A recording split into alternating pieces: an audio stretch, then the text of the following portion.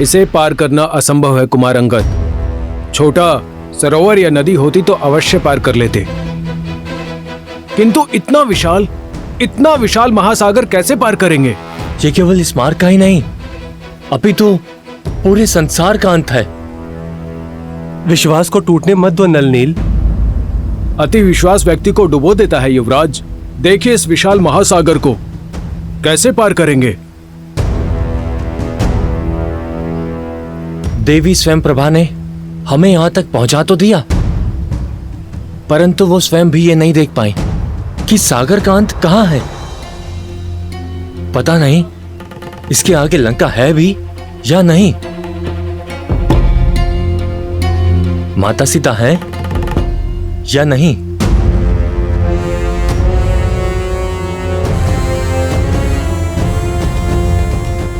हम केवल वानर ही नहीं, प्रभु श्री राम के सैनिक भी हैं।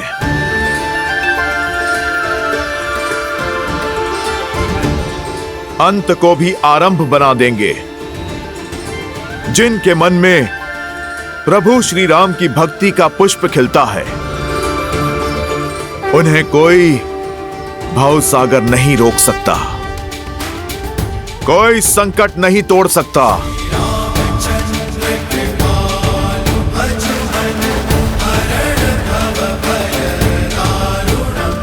हमें प्रभु श्री राम द्वारा दिया हुआ कार्य पूर्ण करना है।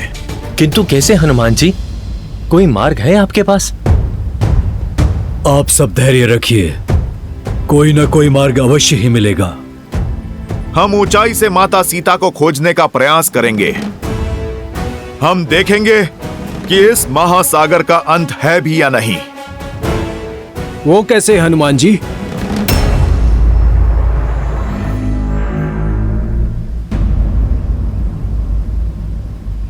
जय श्री राम।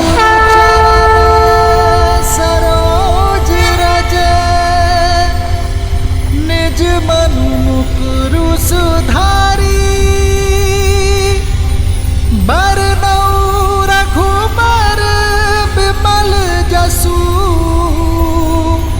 जो दायकु फाल चारी।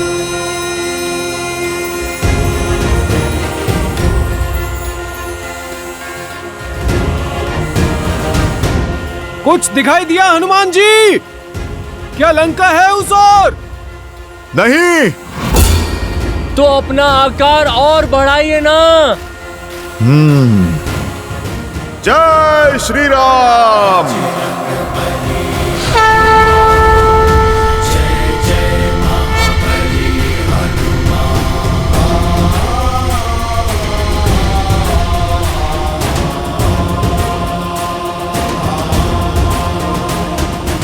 अब कुछ दिखा?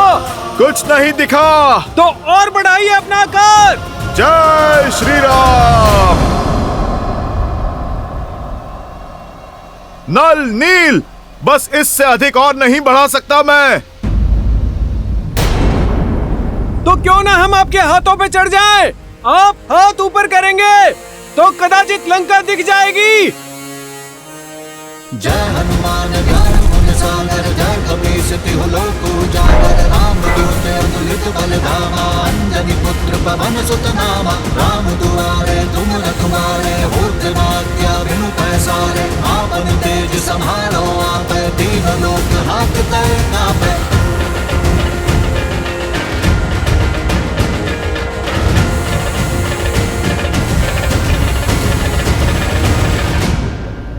कुछ दिखा? कुछ नहीं दिख रहा हनुमान जी। चारों ओर सागर ही सागर है, कुछ दिखाई नहीं दे रहा।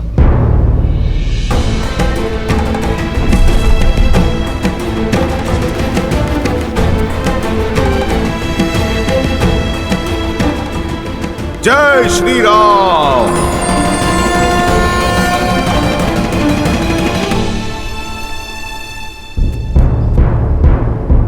लगता है फंस गए हम। यहीं पड़े पड़े मृत्यु को प्राप्त हो जाएंगे हम।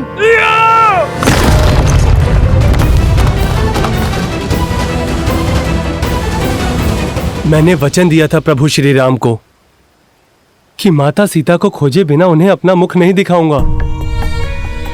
अब यदि मृत्यु ही उपाय है तो वही सही। हम सभी अनशन करके यहीं अपने प्राण त्याग देंगे।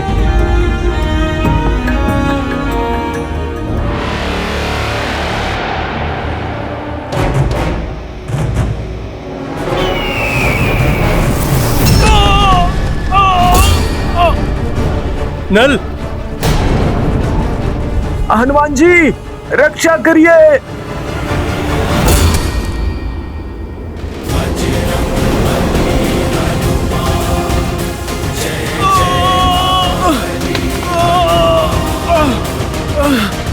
जय श्री राम।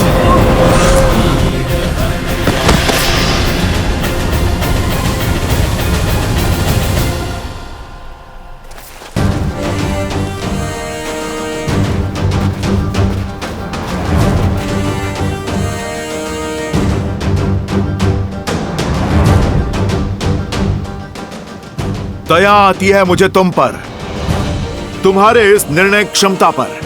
अरे तुम पे तो प्रहार करना भी हमारी वीरता पे कलंक है। दुष्ट! गिद्ध हूं मैं और असहाय, मरे हुए जीवों को खाता हूं। तुम तो स्वयं प्राण त्यागने को सज्ज हो, तो क्यों ना मेरे भोजन बनो। जाते जाते उपकार होगा। कितनी लज्जा की बात है, गरुड़ की महान वंशावली को तुम कलंकित कर रहे हो। एक पक्षीराज जटायु थे जो हमारे प्रभु श्री राम की अर्धांगिनी माता सीता की रक्षा हेतु अंतिम सांस तक लड़े। धर्म की रक्षा करते करते उन्होंने प्रभु श्री राम की गोद में अपने प्राण त्याग दिए। और एक तुम हो अधर्मी, नरभक्षी। क्या जटायु? हाँ, शरीर तो उनका तुम्हारे जैसा ही था, परंतु आत्मा हरि में मिल गई। उन्होंने अपने प्राण दे दिए धर्म के लिए। और एक तुम हो कि जटायु मर गया? ऐसा नहीं हो सकता। कह दो ये झूठ है। कह दो जटायु अभी जीवित है। आप हमें क्षमा करें, पर यह सत्य है। माता सीता को बचाने के लिए जटायु ने मृत्यु के लिए सज्ज हो जाओ। जटायु! अपने प्राणों की आहुति दे दी।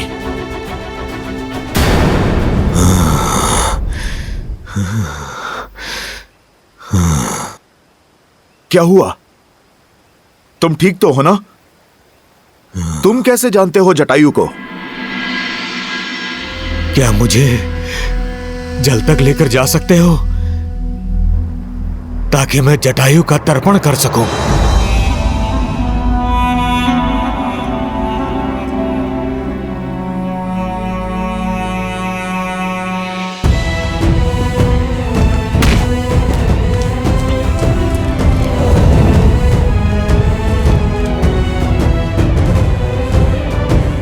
भैया उत्तर दिशा की ओर गया हुआ दल भी लौट आया है और उन्हें भी भाभी माँ की कोई सूचना नहीं मिली है। परंतु वर्षल महाबल अपने साथ भरत का समाचार अवश्य लाए। जय श्री राम। कहो वर्षल महाबल, क्या समाचार लाए हो? आपके निर्देश अनुसार हमने कुमार भरत से दूरी बनाए रखी थी। उन्हें हमारे और माता सीता के बारे में कुछ पता लगने ही नहीं दिया। अयोध्या में सुखी है ना मेरा भाई? कुमार भरत अयोध्या में नहीं है। वो अयोध्या की सीमा के बाहर एक तपस्वी की भांति जीवन जी रहे हैं। वो राज सिंहासन पे आपकी चरण पादुका रखकर राज कार्य कर रहे हैं।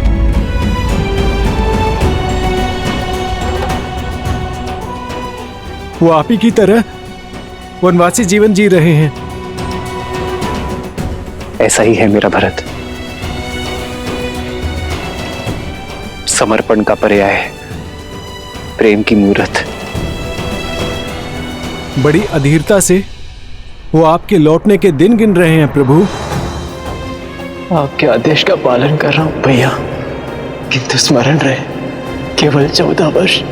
यदि एक क्षण भी अयोध्या लौटने में आपने विलंब किया तो अपने प्रिय भरत के निर्जीव शरीर से भेंट करेंगे आप।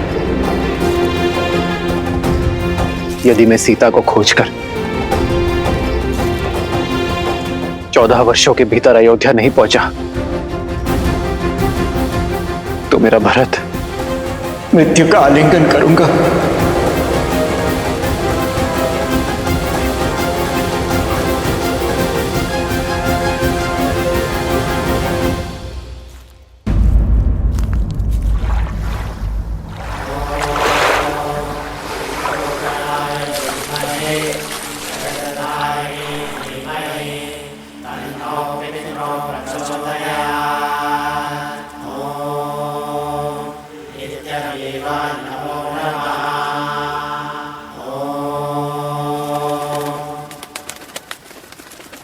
मुझे प्राणों से भी प्रिय था मेरा छोटा भाई, मेरा जटायु।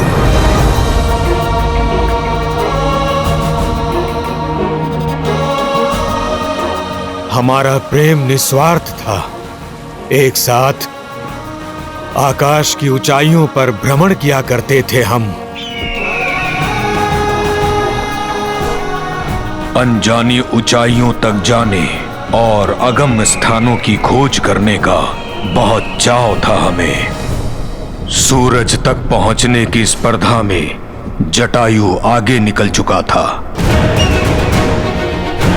और सूरज के तेज से जटायु के पंख जलने लगे।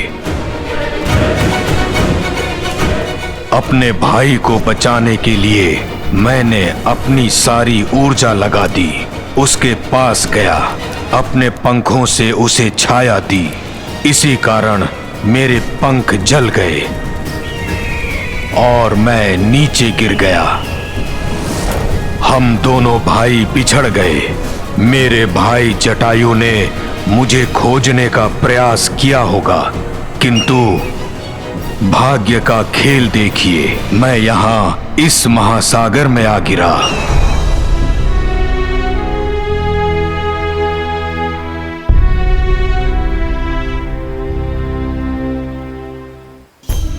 तब से यहीं इसी स्थान पर रहता हूं। पंखों के जल जाने से आखेट नहीं कर सकता, इसलिए जो भोजन मिले उसी के सहारे जीता हूं। अपंग होकर पड़ा हूं। अपने भाई के प्राण बचाने के संतोष के साथ रहता हूं, ये सोचते हुए कि मेरे जीवन का उद्देश्य क्या है। क्या इस तरह अकेले दुर्गति की मृत्यु पाऊंगा मैं?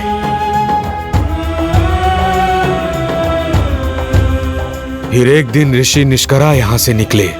उन्होंने मुझे अपने जले हुए पंखों पर विलाप नहीं, प्रतीक्षा करने को कहा है। बताया कि त्रेता युग में रावण एक महापुरुष की पत्नी का अपहरण करेगा। तब वो महापुरुष कुछ गुप्तचर भी भेजेंगे, जिनकी सहायता कर मैं उनका उद्देश्य पूर्ण करूंगा और अपने इस जीवन का उद्देश्य भी पूर्ण करूंगा। उन्होंने कहा था कि तब मैं पुनः संपूर्ण हो जाऊंगा, अपना कर्तव्य निभाऊंगा और अंततः मोक्ष को प्राप्त करूंगा। हनुमान, मुझे विश्वास है कि तभी श्री राम जी की ही बात की थी ऋषि निष्करा ने और उनके गुप्तचर यानी कि आप सब। बताओ किस प्रकार मैं श्री राम की सहायता कर सकता हूं? ऋषि निष्करा की कही बात मुझे कभी समझ में नहीं आई। आप ही बताइए ना, संपूर्ण कैसे हो सकता हूं? हे पक्षीराज, आपका कथन उचित है। हम माता सीता की खोज करने ही निकले हैं, जिन्हें रावण अपने पुष्पक विमान में ले गया था।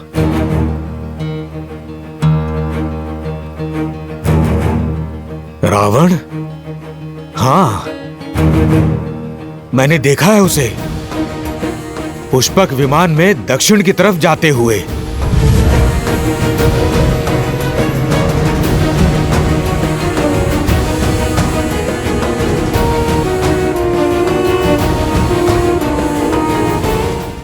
रावण उन्हें महासागर के पार ले गया था।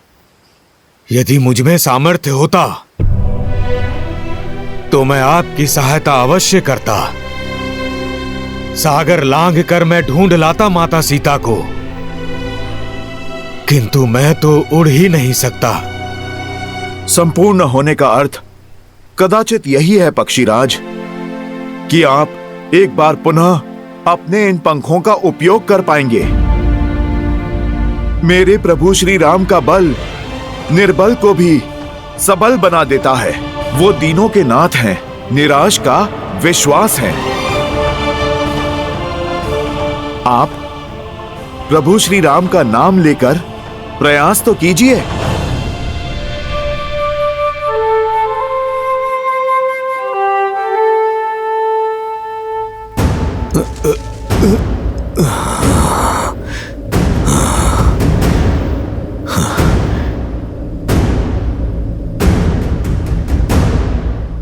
जय श्री राम,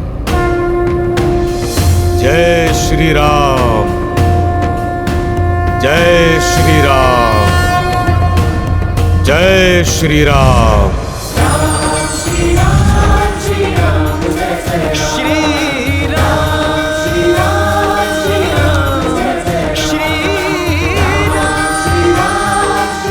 मैं जानता था, आपने देखा, मेरे प्रभु श्री राम की भक्ति हर बाधा से लड़ सकती है।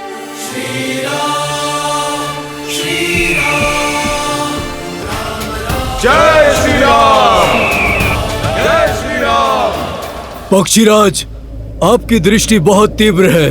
अपनी तीव्र दृष्टि से महासागर के पार माता सीता को खोजिए। बलकर वस्त्रों में सत्य और सतीत्व के तेज से युक्त दिखेंगी आपको।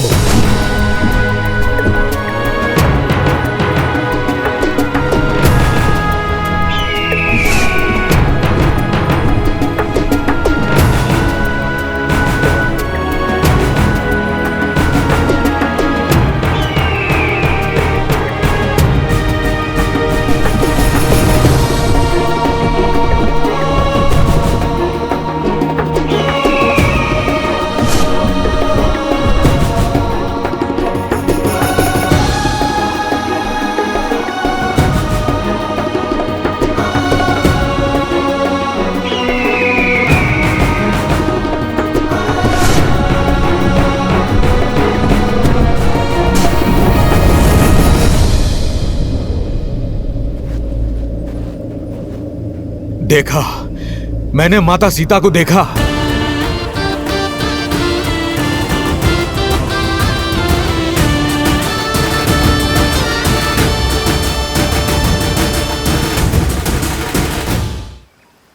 मैंने उन्हें एक वृक्ष के नीचे तपस्विनी के भेष में देखा। उनकी आंखों से आंसू बह रहे थे। मुख पर अलौकिक तेज था। अवश्य वे माता सीता हैं। किंतु क्या? किंतु वहां जाना असंभव है।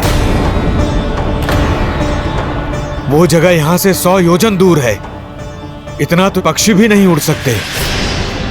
क्षमा कीजिएगा, मैं अब और आपकी सहायता नहीं कर सकता। प्रतीत होता है मेरे जीवन का उद्देश्य पूर्ण हुआ। जय श्री राम। राम नाम सत्य है।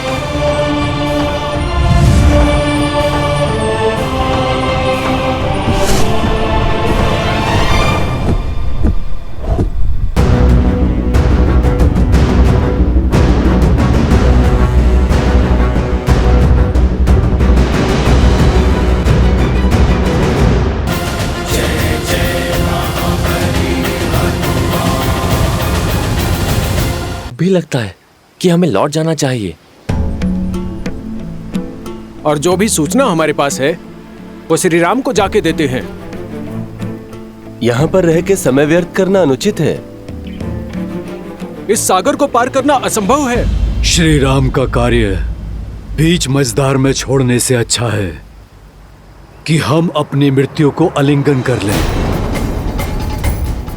क्योंकि नर के रूप में साक्षात नारायण है वो। आप उचित कह रहे हैं ताजश्री जामवंत। अब नारायण का कोई चमत्कार ही हमें मार्ग दिखा सकता है, क्योंकि हमारी आस, हमारे हनुमान जी की भी आस छूट चुकी है। हमारे पास कोई मार्ग नहीं है। ईश्वर भी उन्हीं की सहायता करते हैं जो स्वयं अपनी सहायता करते हैं। कई युगों से मैं इस धरा पर हूं, जानता हूं कि जिस कार्य में श्री राम का नाम हो वो कार्य कभी अधूरा नहीं रह सकता। कोई ऐसी समस्या नहीं जिसका कोई हल ना हो। हमें बस श्रद्धा के दीप में आस की लौ जगाए रखनी होगी।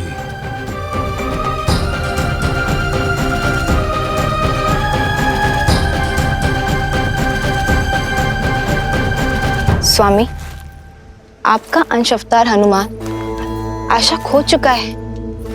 अब उसे स्वयं से कौन मिलवाएगा?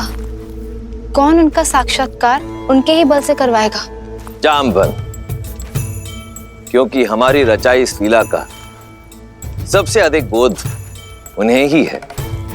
जीवन और इतिहास के ज्ञान का अद्भुत समन्वय है जामवंत। वो जामवंत जो स्वयं ब्रह्मदेव के मुख से वृक्षों के राजा बनकर प्रकट हुए थे। तो श्री राम की कथा में जामवंत की और भी भूमिकाएं?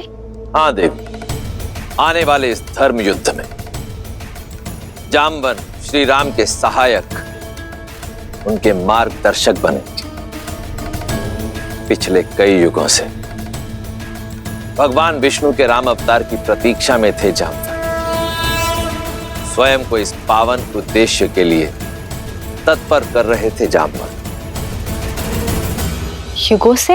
हाँ देवी, जामवंत कोई साधारण वृक्ष नहीं, नारायण के हर रूप, हर स्वरूप के साक्षी रहे।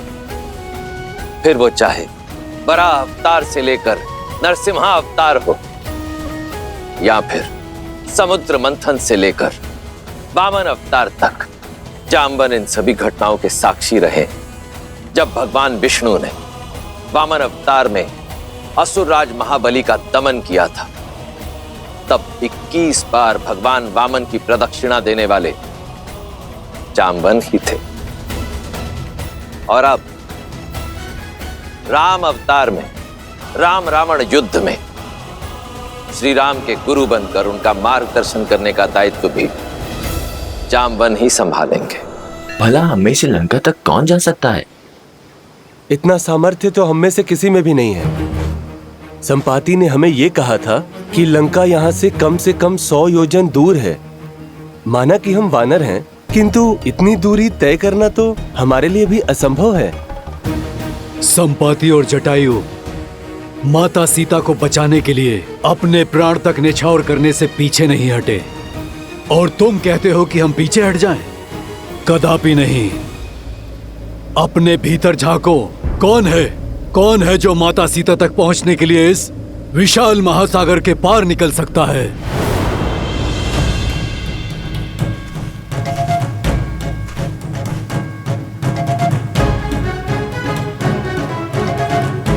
जामवंत जी, मैं 20 योजन तक छलांग मार सकता हूं। मैं 40 योजन। युवा अवस्था में मैं इतनी दूरी पार कर सकता था, किंतु अब शरीर में उतना बल नहीं।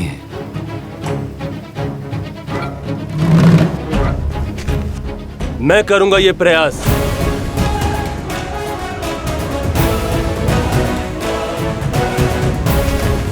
तुम्हारे सामर्थ्य पर संदेह नहीं है अंगद।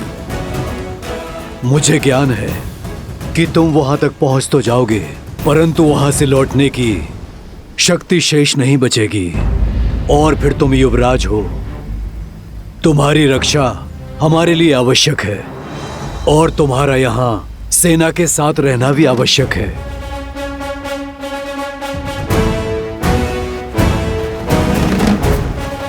हम में से केवल एक है जो इस असंभव कार्य को संभव कर सकता है। जय महावीर हनुमान, जय जय पवन पुत्र हनुमान, बजरंग बली हनुमान।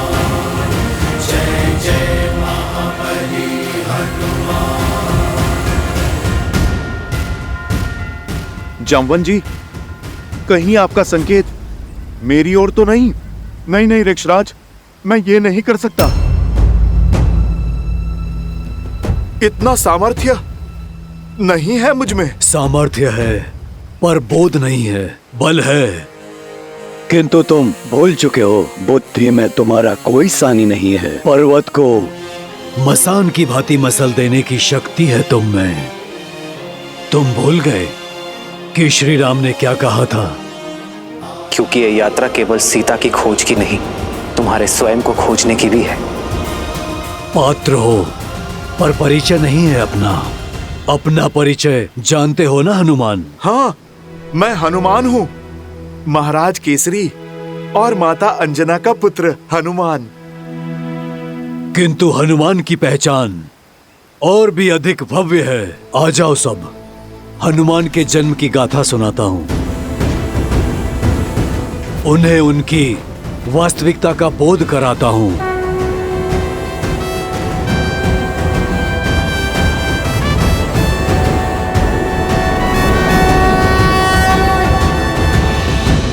ईश्वर ने सब कुछ दे दिया, बस एक संतान नहीं दी। कोई नहीं जो हमें श्रद्धांजलि दे सके हमारे जाने के बाद। आपकी पीड़ा मुझे भी बहुत कष्ट देती है वानरराज। भीतर ही भीतर इस वेदना से जलती हूँ। वानरराज केसरी को एक वंशज तक ना दे पाई। लेकिन ऐसा कोई नहीं है जो मेरा आंचल पकड़ के मुझसे हट करे, जिसे मैं लोरियां सुनाकर सुलाऊं।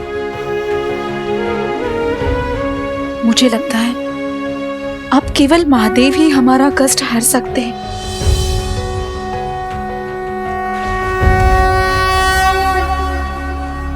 ओम नमः शिवाय। ओम नमः शिवाय।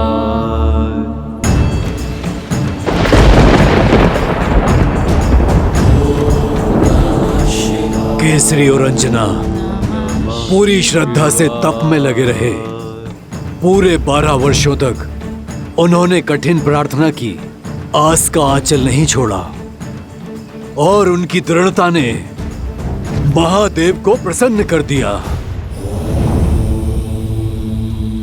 वायुदेव, कृपया प्रकट हो।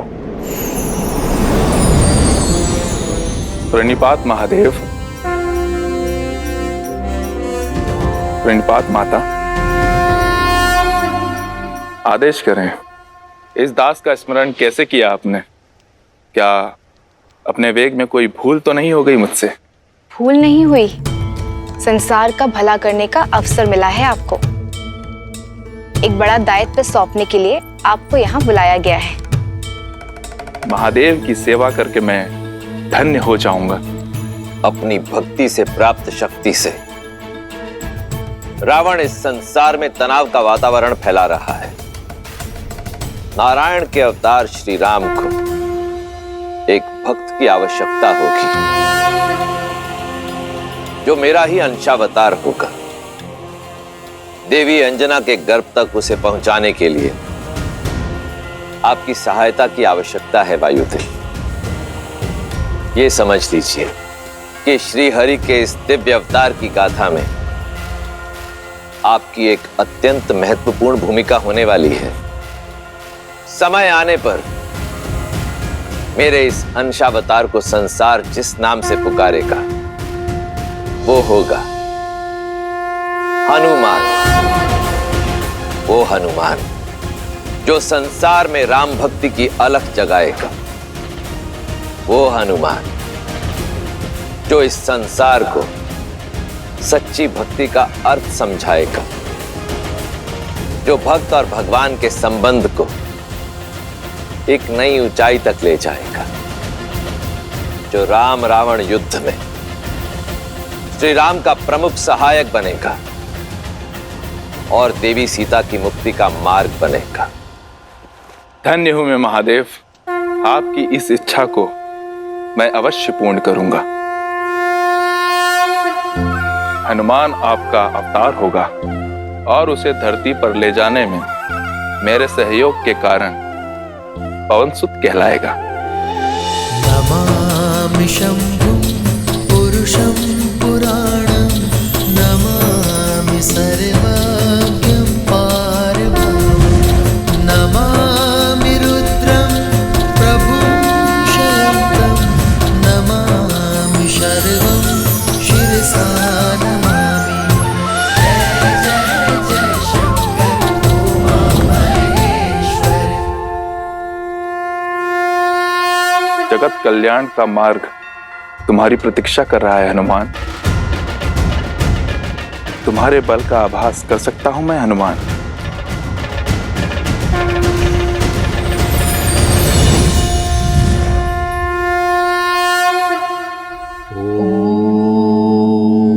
नमः शिवाय।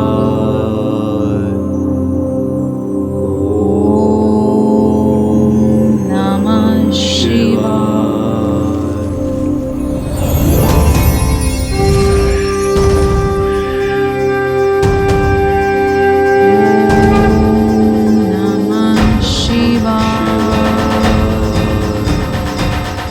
रख सकता तो सदा सर्वदा तुम्हें अपने साथ ही रख लेता, किंतु महादेव का आदेश अडिग है, पास नहीं रहेगा, किंतु तुम्हारा पिता सदा तुम्हारे साथ रहेगा।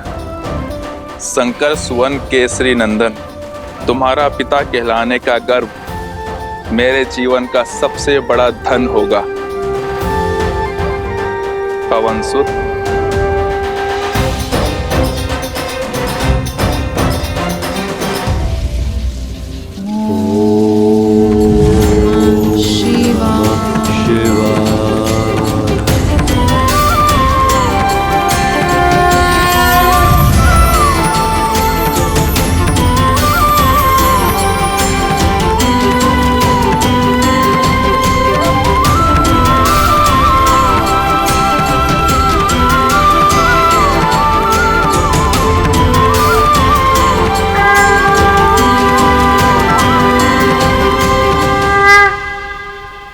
तो मेरा जन्म महादेव की इच्छा से हुआ। जामवंत जी, मैं महादेव का अंश हूं। अंजनेय होने के साथ साथ पवनसुत भी हूं मैं, और मेरा जन्म प्रभु श्री राम की सेवा के लिए हुआ। इसीलिए सदा मुझे प्रभु श्री राम की प्रतीक्षा रहती थी। धन्य हुआ मैं, मेरे श्री राम, प्रभु श्री राम, राम राम राम राम राम राम राम।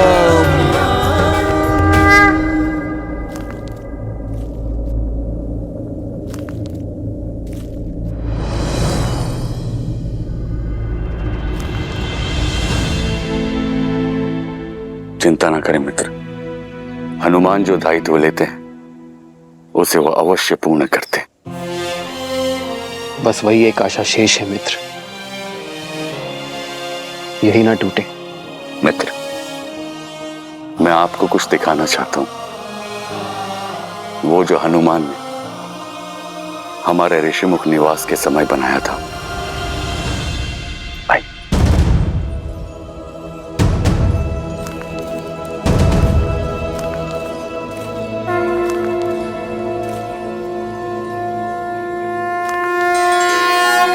मेरी मूर्ति ये हनुमान ने बनाई है मेरे लिए?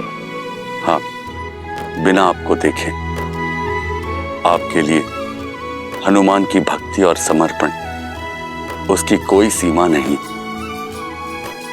अपने हृदय में उभरती छवि को वर्षों तक हर दिन अथक प्रयास से गढ़ा है उसने। भैया,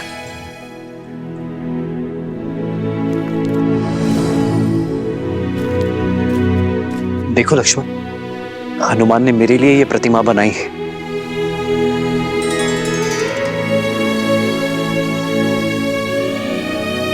धन्य हुआ मैं लक्ष्मण कि मेरा सहयोगी इतना स्नेह करता है मुझसे, जिसका मुझ में इतना विश्वास हो कि बिना मुझसे भेंट की, बिना मुझे देखे समर्पण से इतनी बड़ी प्रतिमा बना डाली। वो मुझे कभी निराश नहीं करेगा लक्ष्मण। उसके विश्वास ने मुझे नई आस दी है लक्ष्मण। हनुमान अवश्य सीता को खोज कर लाएगा।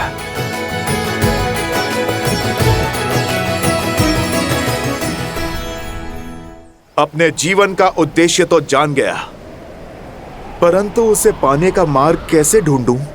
ऋक्षराज, इस महासागर को लांघने का सामर्थ्य मैं कहां से लाऊं?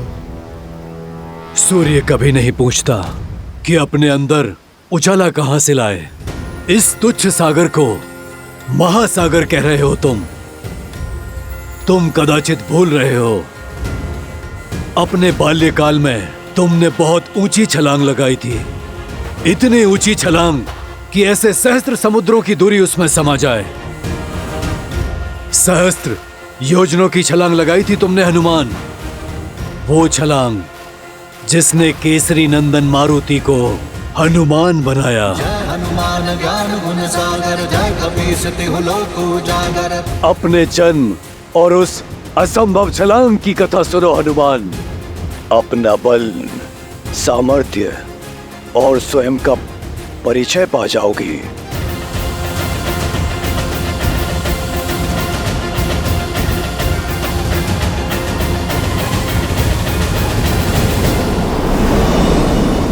जन्मे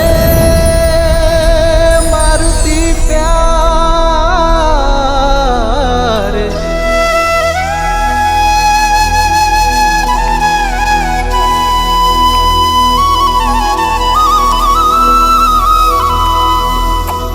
जन्मे मारुति प्यारे।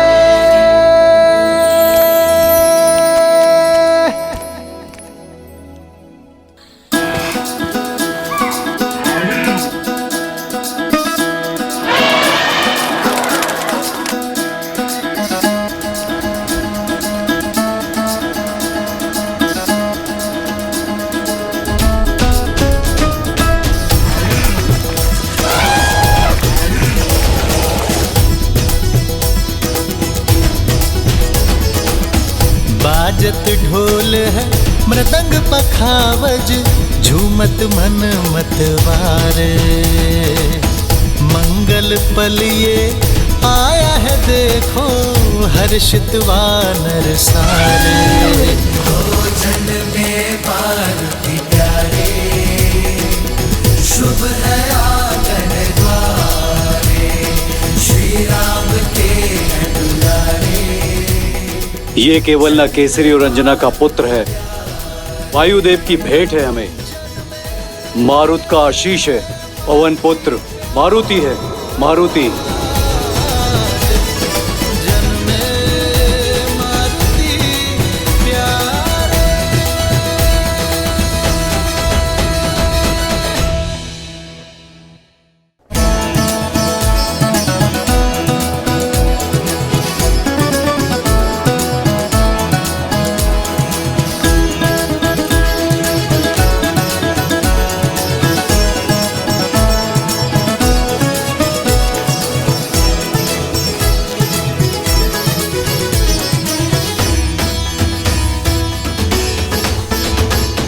सूरज सा मुकदम के चंचल नटखट नैना, तू भगवान का रूप है, तुझ सा भक्त कोई ना।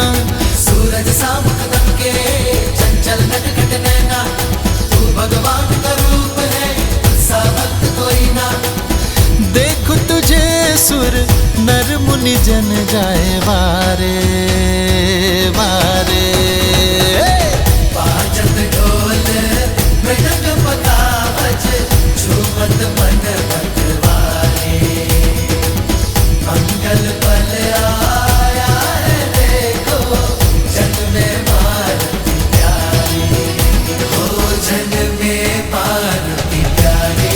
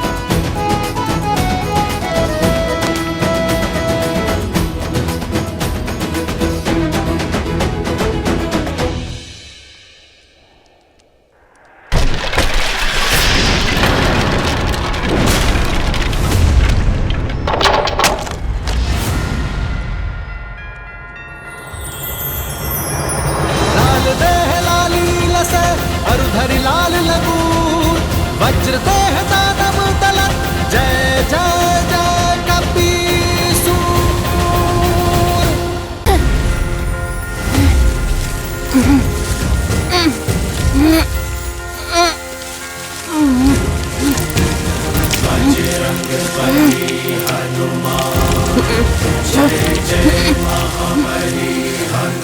केसरी नंदन मारुति की, केसरी नंदन मारुति की।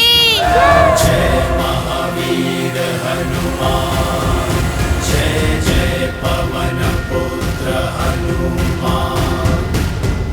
पवन सुत और महादेव के अंश हो, वायु की प्रचंड शक्ति और महादेव के अनन्य क्षमता के साथ जन्मे हो तुम,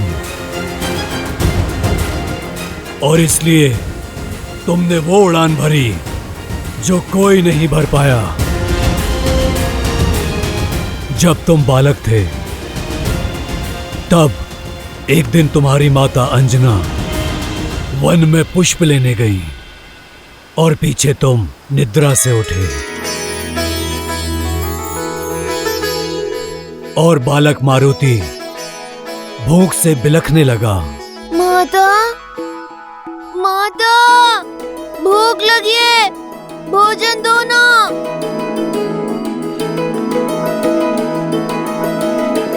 माता, माता, माता।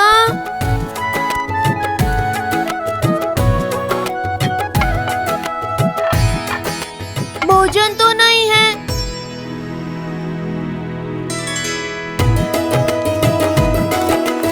देखो मारुति आ गया, आ गया।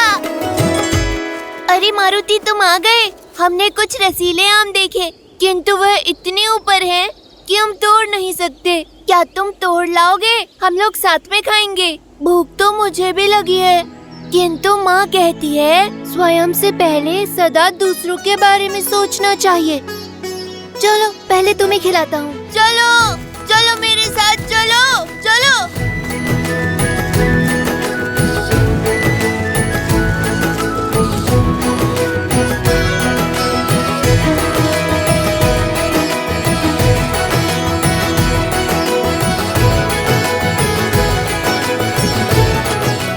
और ऊपर जाओ मारुति, और बड़े आम तोड़ो।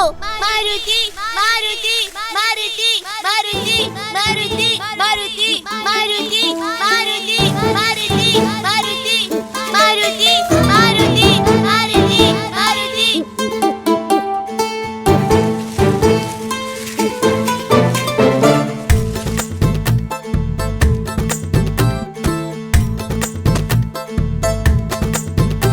इतना पर्याप्त है? नहीं, ये हरे हैं, कच्चे। और ऊपर जाओ, लाल चमकीले आम तोड़ो। फल जितना बड़ा, जितना लाल, जितना चमकीला, उतना ही स्वादिष्ट और रसीला होता है।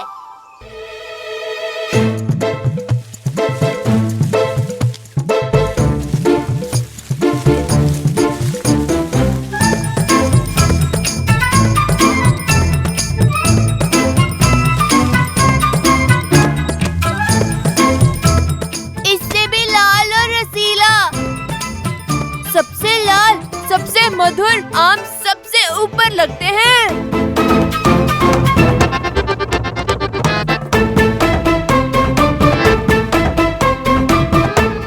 जितना बड़ा, जितना लाल, जितना चमकीला, उतना ही रसीला।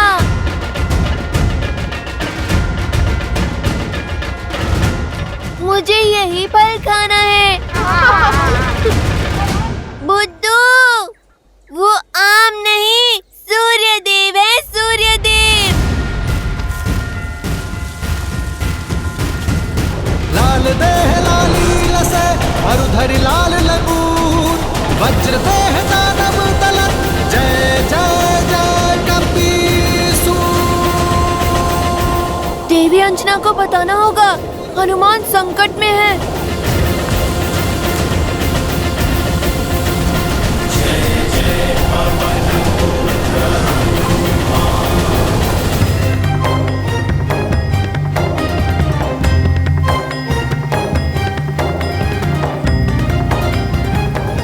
ऐसे क्या देख रहे हो आप लोग?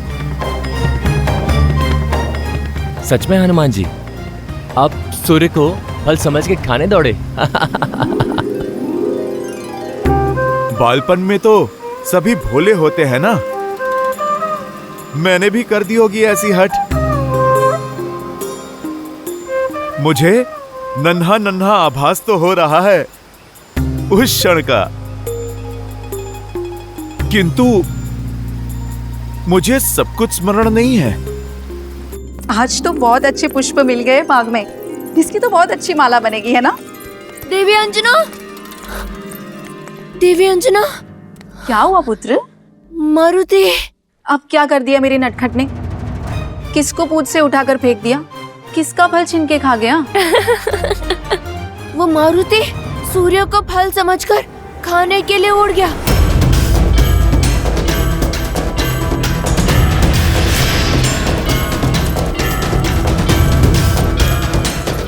मारुति, पुत्र लौट आओ! मारुति!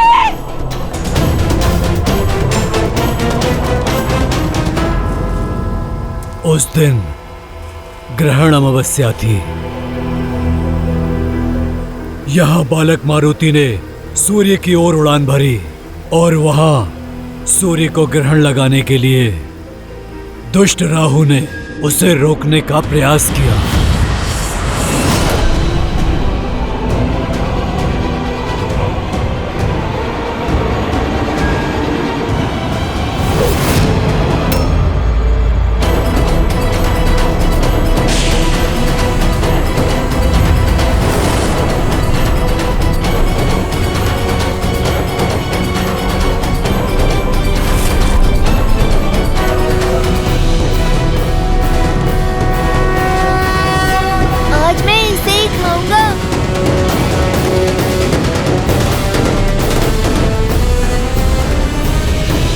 बालक, कहाँ जा रहे हो? उस फल को खाने। नहीं, सूर्य को खाने का अधिकार केवल मेरा है। माता तो कहती हैं प्रकृति में सबका समान अधिकार है। ये जो भी है मारुति के वेग को स्पर्श तक नहीं कर सकता। ये रसीला फल मैं ही खाऊंगा।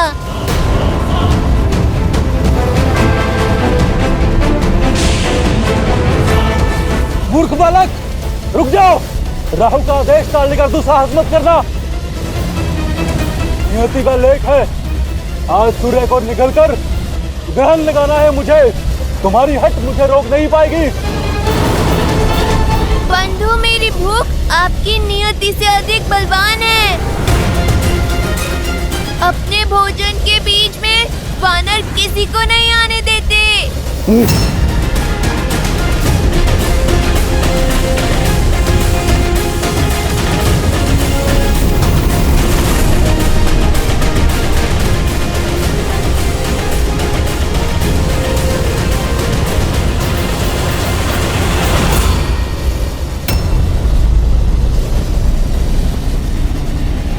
अच्छा, मेरी टांग खींचोगे?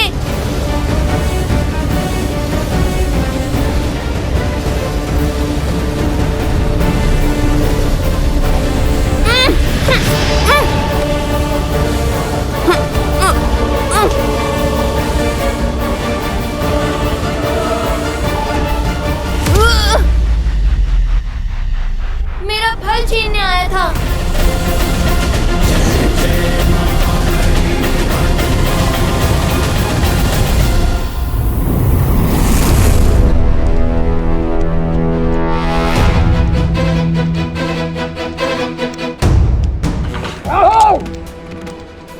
इतना दुस्साहस तो मेरी अनुमति के बिना मेरी सभा में प्रवेश कर उसे भंग करने की उद्दंडता की तुमने।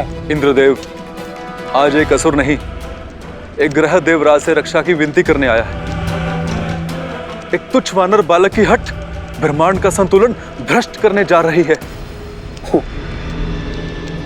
एक तुच्छ वानर बालक? कहीं तुम मेरे साथ बात तो नहीं कर रहे? सत्य कह रहा हूं देवराज, विलक्षण बल है उसमें। सूर्य को निगलने चला है। महाबली है वो, जिसने एक प्रहार में मुझे यहां पटक दिया। शिव का अंश है, इसलिए मौन नहीं बैठ सकते देवराज। अमृत मंथन के समय सूर्य को ग्रसित करने का अधिकार केवल मुझे दिया गया। आज सृष्टि का नियम टूटा तो देवराज की गरिमा भंग होगी।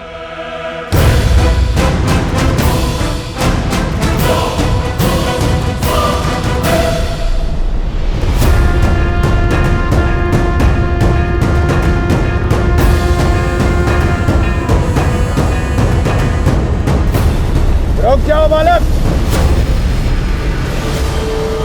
तुम्हारी ये चेष्टा सांसारिक संतुलन बिगाड़ रही है। कोई भूखा बालक फल खाएगा तो आपकी सृष्टि का संतुलन भला कैसे बिगड़ेगा? उद्दंडी बालक, तुम्हारा इतना दुस्साहस कि तुम देवताओं के राजा के साथ तर्क वितर्क कर रहे हो। आपसे पहले भी एक आया था, प्राण बचाकर भागा है। आप जाइए, मुझे अपना भोजन करने दीजिए।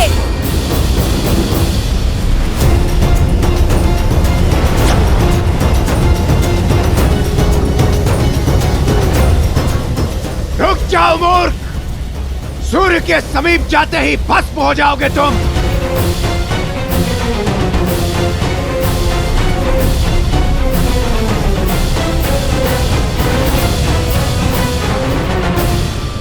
बहुत सी बाधाएं लांघकर मैं यहाँ तक पहुँचा हूँ। अब मैं पीछे नहीं हटूंगा, पर इतना बड़ा फल खाऊं कैसे?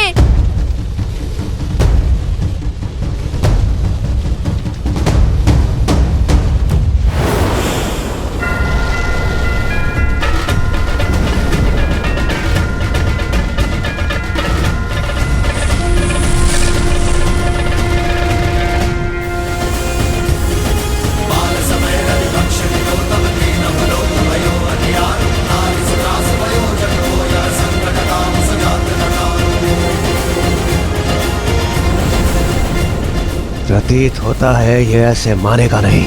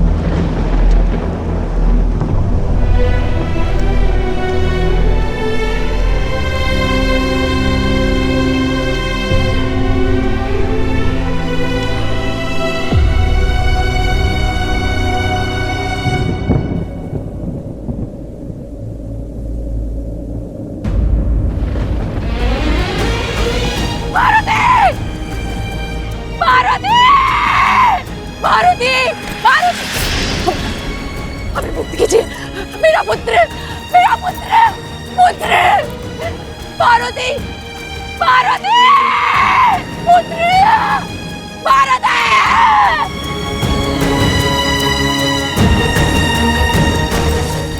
पुत्र, उठा पुत्र, पुत्र उठो, मारुति आंखें खोलो पुत्र, निद्रा से जागो पुत्र।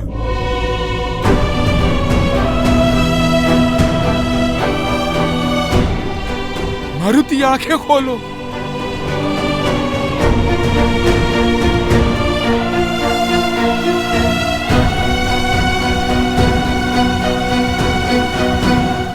तो क्या मारुति की मृत्यु हो गई?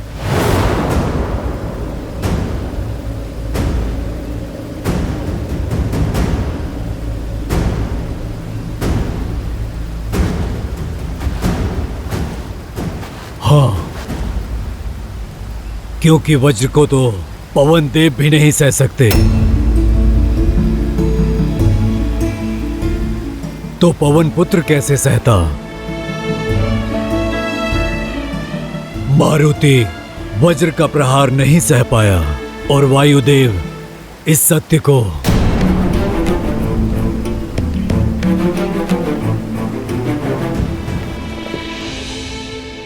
पुत्र आंखें खोलो पुत्र, आंखें खोलो पुत्र। ये ठीक नहीं किया इंद्रदेव। एक बालक की अबोधता के लिए उसके प्राण ले लेना, उसका अंत कर देना, ना ये न्याय संगत है और ना ही नीति है। जिस संसार में एक अबोध बालक की बाल हट का दंड मृत्यु है, वो संसार पीड़ा पाने के ही योग्य है। अपने पुत्र के अन्याय का दंड मैं अवश्य दूंगा इस सृष्टि को। पीड़ा का बाण केवल तुम नहीं सहोगे पुत्र।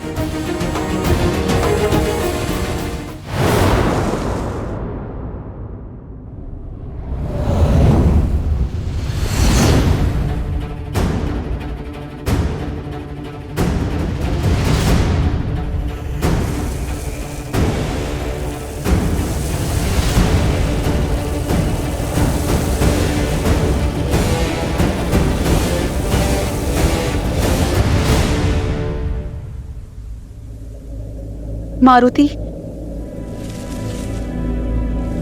मारुति,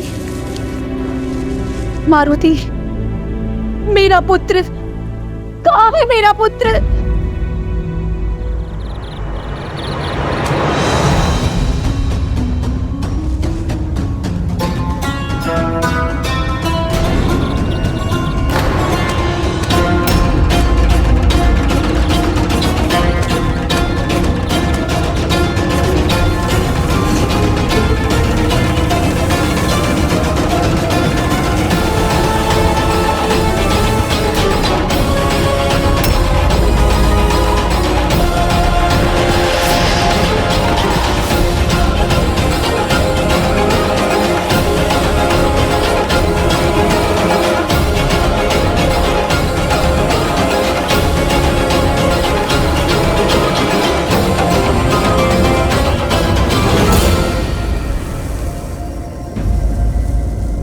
मेरी पीड़ा ने संसार के अनगिनत जीवों के प्राणों पर संकट ला दिया है, परंतु जब तक ये संकट समाप्त नहीं होता, मेरा मारुति पुनः श्वास नहीं लेता, तब तक मैं किसी को भी श्वास नहीं लेने दूंगा।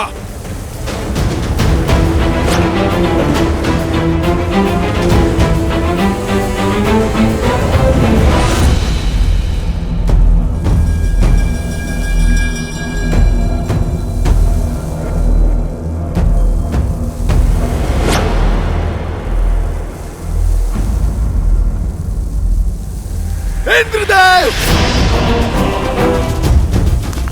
अब आप यहां क्यों आए हैं?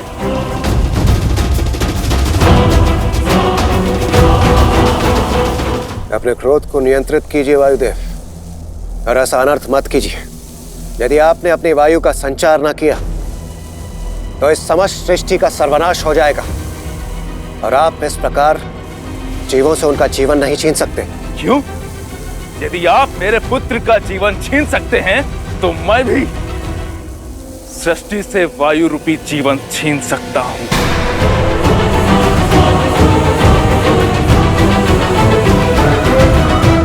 वायुदेव, समझने का प्रयास कीजिए। उस समय मेरे सम्मुख मारुति को रोकने के अतिरिक्त कोई और विकल्प शेष नहीं था। विकल्प तो मेरे पास भी नहीं है।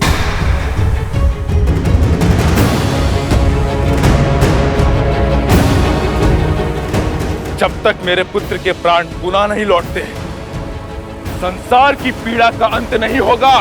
दुर्भाग्यवश प्राण दान देना मेरे वश में नहीं है वायुदेव। तो जो वश में है वो कीजिए। संसार के सर्वनाश का साक्षी बनिए देवराज। वायुदेव, यदि आप न माने तो शीघ्र ही पृथ्वी से जल समाप्त हो जाएगा। भूलोक यमलोक बन जाएगा। हमारा कर्म, हमारा उद्देश्य, हमारा अस्तित्व सब समाप्त हो जाएगा। अपनी क्रोधाग्नि में इस संसार को जलाकर ध्वस्त मत कीजिए वायुदेव। एक बार उन निर्दोष जीवों की पीड़ा को, उनकी पुकार को सुनने का प्रयास कीजिए। क्या उन जीवों ने सुनी थी मेरे पुत्र की करुण पुकार?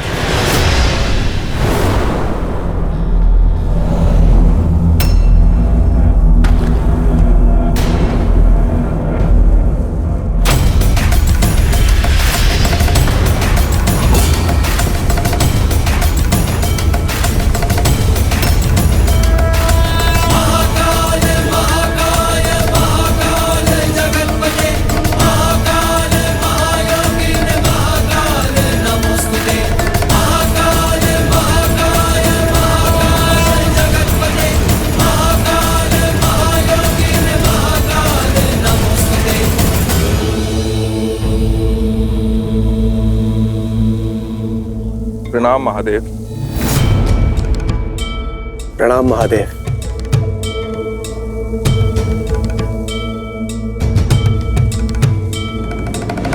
महादेव, अब आप ही वायुदेव को समझाइए। पुत्र शोक से पीड़ित एक पिता को कोई क्या समझा सकता है इंद्रदेव? और वैसे भी वायुदेव को उनका कर्तव्य स्मरण कराने से पूर्व क्या आपने स्वयं अपने धर्म को समझा? देवराज इंद्र का कर्तव्य निभाते निभाते आप स्वयं बड़े होने का धर्म भूल बैठे हैं। और क्या होता है बड़े होने का धर्म? अपने से छोटों की रक्षा करना। परंतु आपने नन्हे मारुति पर प्रहार कर अधर्म किया है देवराज इंद्र।